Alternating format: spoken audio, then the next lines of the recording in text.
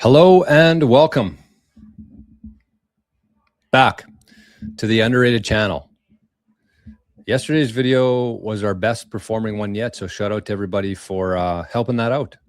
We had a bunch of comments, we had a bunch of views on it, and we got some traction on the channel finally. But I kind of expected a slow start on here, but it seems like we're kind of finding our rhythm a little bit here. So today we're going to be talking about, once again, the definite chief aim. We're going to be diving a little bit deeper into it. We're going to be finding out what it is that you do best and focusing on doing that and putting all of your heart and soul into that one thing. So the clip today is going to be about 4 minutes long, and we're going to talk about a couple different things here afterwards and even give some practical advice in terms of how to figure out what it is that you do best so that you can focus on that and have success in life, as Napoleon Hill calls it. And I don't know if I was editing or what I was doing with it yesterday, but I watched the video and I said that my opinion was that 99% of the world is a failure. And it sounded pretty bad when I heard that. I'm like, oh my God, Jor, what the hell that sounds psychotic. But I was just saying that based on Napoleon Hill's definition of failure. I don't think that 99% of the world are failures, and I'm an exception to that. I think that 99% of the world are going through life without a definite chief aim. So I just wanted to clear that up because it sounded kind of bad when I was listening to it back. So we're going the flip side of that. We're going to try to find some success here and figure out how to do that. So here we go. Napoleon Hill, the law of success, back at it. And, whether for better or worse, made it a reality. Thus it will be seen that all who succeed work with some definite outstanding aim as the object of their labors. There is some one thing that you can do better than anyone else in the world could do it. Search until you find out what this particular line of endeavor is. Make it the object of your definite chief aim, and then organize all of your forces and attack it with the belief that you are going to win. In your search for the work for which you are best fitted, it will be well if you bear in mind the fact that you will most likely attain the greatest success by finding out what work you like best, for it is a well-known fact that a man generally best succeeds in the particular line of endeavor into which he can throw his whole heart and soul. Let us go back, for the sake of clarity and emphasis, to the psychological principles upon which this lesson is founded, because it will mean a loss that you can ill afford if you fail to grasp the real reason for establishing a definite chief aim in your mind. These principles are as follows. First, every voluntary movement of the human body is caused, controlled, and directed by thought through the operation of the mind. Second, the presence of any thought or idea in your consciousness tends to produce an associated feeling and to urge you to transform that feeling into appropriate muscular action that is in perfect harmony with the nature of the thought. For example, if you think of winking your eyelid and there are no counter-influences or thoughts in your mind at the time to arrest action, the motor nerve will carry your thought from the seat of government in your brain and appropriate or corresponding. Okay, quick question. How many of you did that? It says, for example, if you think of winking your eyelid and there are no counter influences or thoughts in your mind, the motor nerve will carry the thought from the seat of government in your brain, and appropriately muscular action takes place immediately. How many people did that when you heard that? I read that. I was listening to this twice this morning, and both times I listened and read that, I did that. I winked. Muscular action takes place immediately. Stating this principle from another angle, you choose, for example, a definite purpose as your life work and make up your mind that you will carry out that purpose. From the very moment that you make this choice, this purpose becomes the dominating thought in your consciousness, and you are constantly on the alert for facts, information, and knowledge with which to achieve that purpose. From the time that you plant a definite purpose in your mind begins, both consciously and unconsciously, to gather and store away the material with which you are to accomplish that purpose. Desire is the factor which determines what your definite purpose in life shall be. No one can select your dominating desire for you, but once you select it yourself, it becomes your definite chief aim and occupies the spotlight of your mind until it is satisfied by transformation into reality, unless you permit it to be pushed aside by conflicting desires.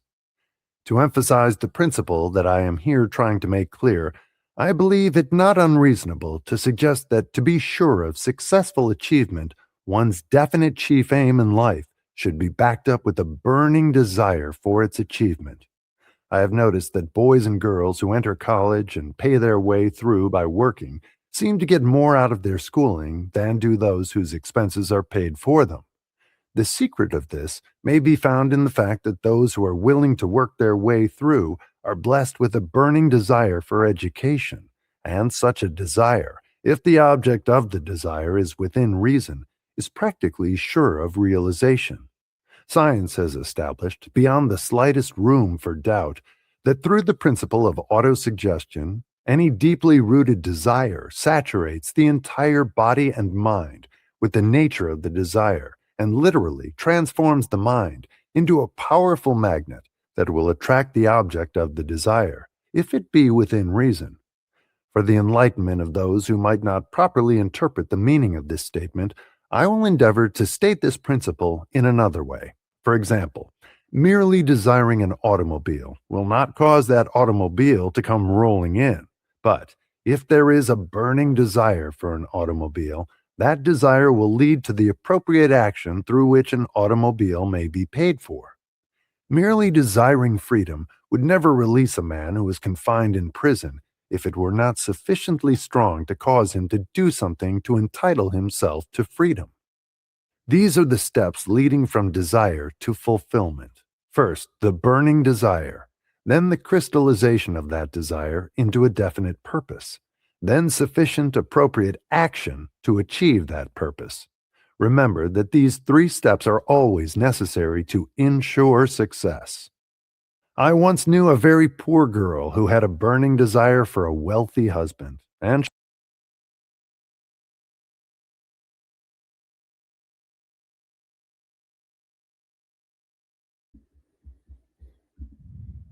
All right, let's bring this down here.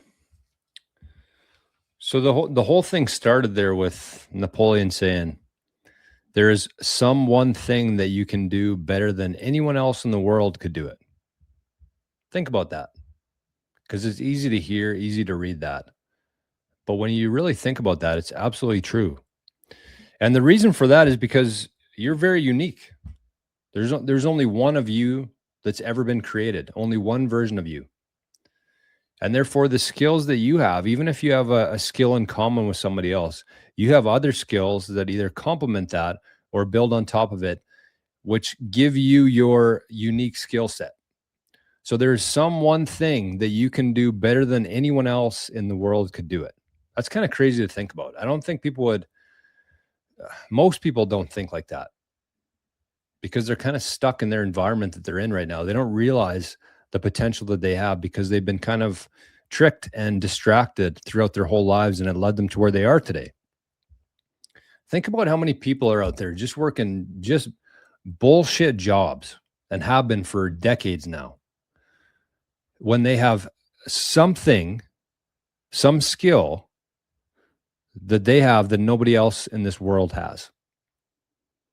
And the percentage of people who are actually, number one, knowing what that skill is, and number two, actually doing that in life is very, very, very, very low. There's some one thing that you can do better than anyone else in the world could do it. And so when you think about it like that, when you think about your specific skill set, your unique skills, when you think that, when you realize that that one thing or that combination of things together make you perfectly unique, when you look at it that way, then you're not really competing against anybody, right?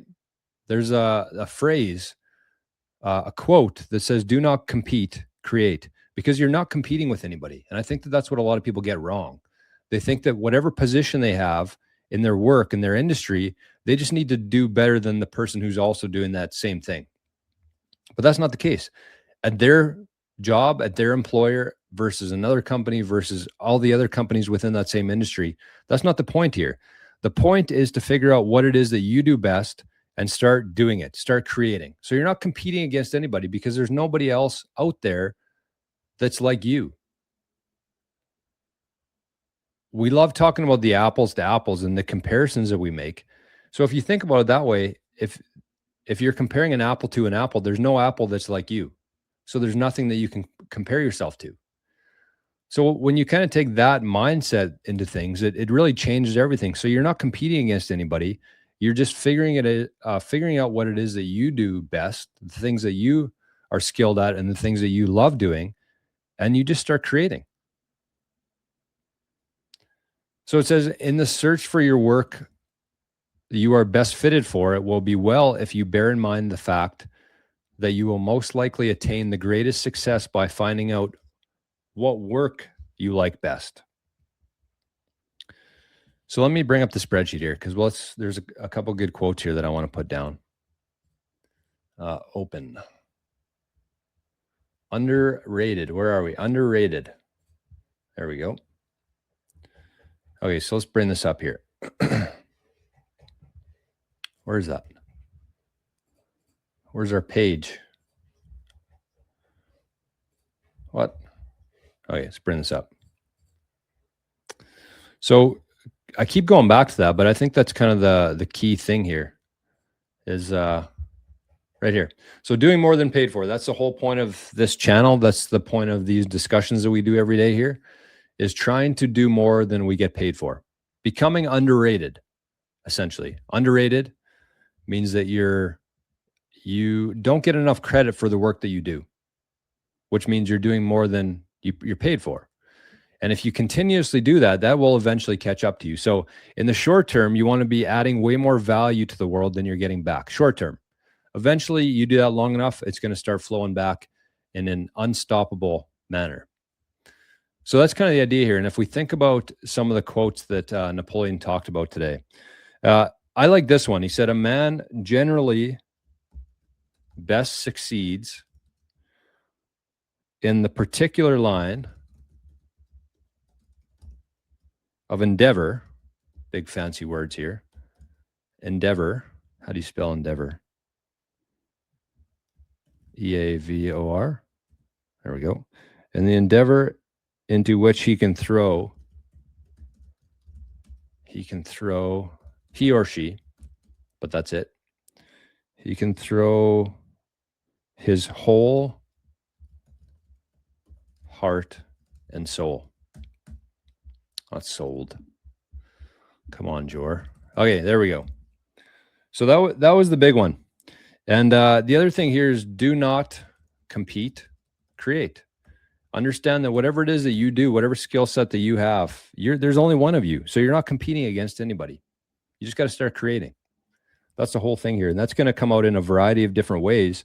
But that should be your main focus. Even if you are somebody going to a 9-to-5 job right now, again, you should be taking your mornings, wake up 1 hour earlier, 2 hours earlier, and start creating something, whatever that is, whatever you enjoy doing, because there's never been more opportunity in the world than there is right now.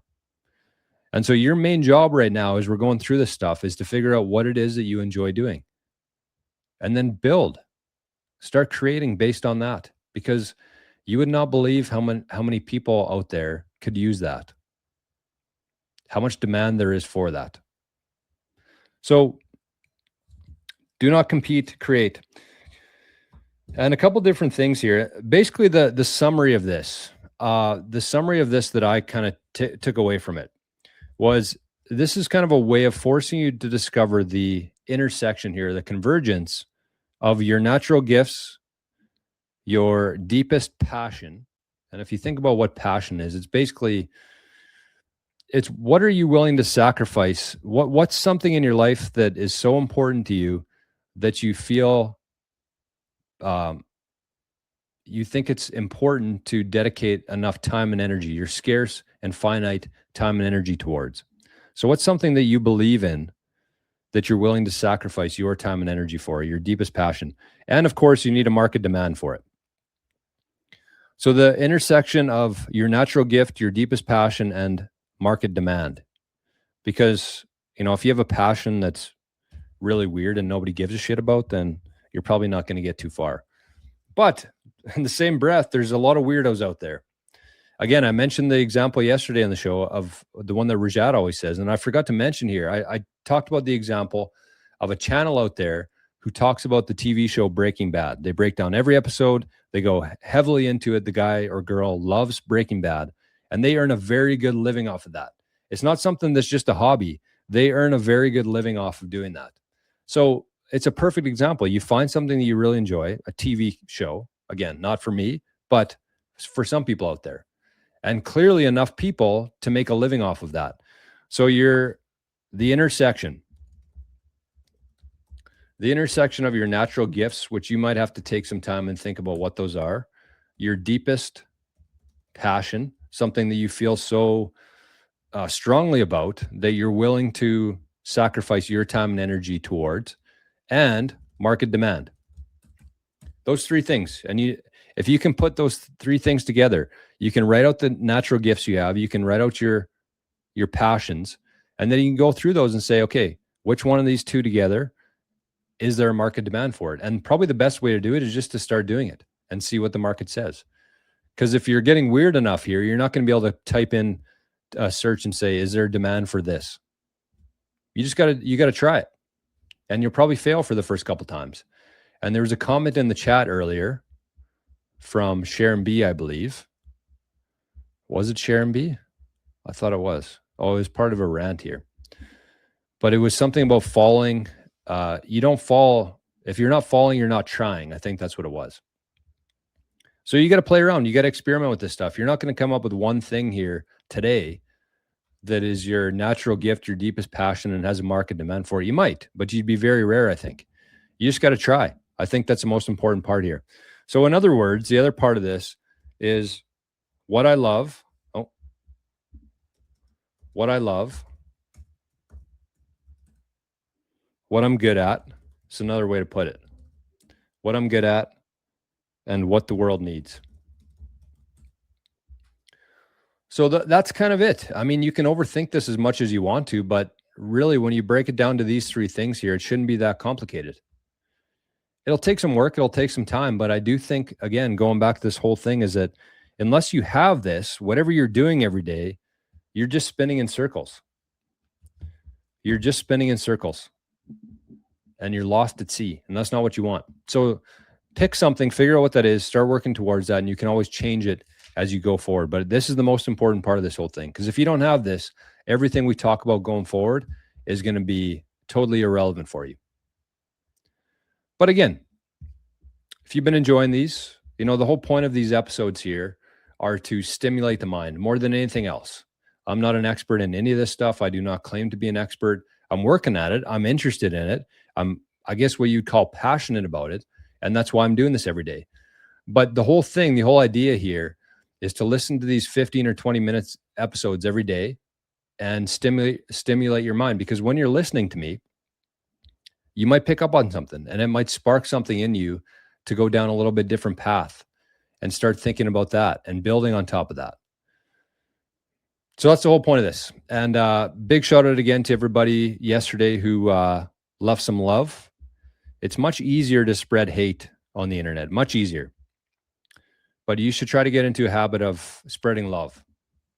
And shout out to everybody who did leave a nice little comment there. It helped the video. I think there was over 400 views on that video. And usually these videos get like 5 views. So that was a nice day for the channel. But yeah, that's it. And if you've been enjoying them and you have got some value that you have on the Lightning Network, you can send some there.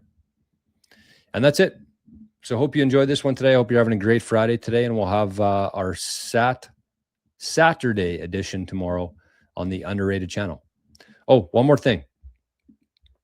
Just in case there's any new subscribers showing up here. We do live streams. That's what these videos come from. These are all live. So that's where you can find it. There's where you can find it. Pretty easy to find. It could not be easier for you there. So 10 a.m. Eastern time every morning. If you enjoy this kind of stuff and more, you'll love hanging out with the amazing people we have in the live streams every morning. So that's it. Thanks for watching. We'll talk to you tomorrow. Bye-bye.